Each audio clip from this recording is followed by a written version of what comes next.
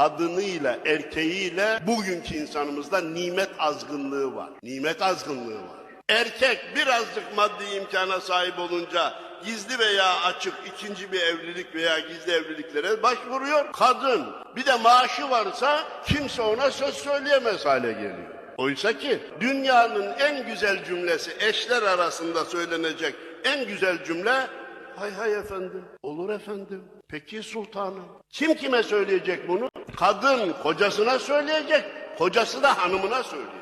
Bir ay süreyle eşinize sultanım diye hitap edin, evinizin ikliminin değiştiğini göreceksiniz. Bir alınacak var mı sultanım? Bu akşam bir yere gidecek miyiz sultanım? Hoş geldin sultanım. Evimize nur getirdin sultanım. Allah seni başımızdan eksik etmesin sultanım. Diyemeye devam edin, bir ay sonra evinizin ikliminin değiştiğini göreceksiniz. Efendimiz buyuruyor ki, eşlerin hayırlısı odur ki sen ona bakınca onu dinlendirirsin, o sana bakınca seni dinlendirir.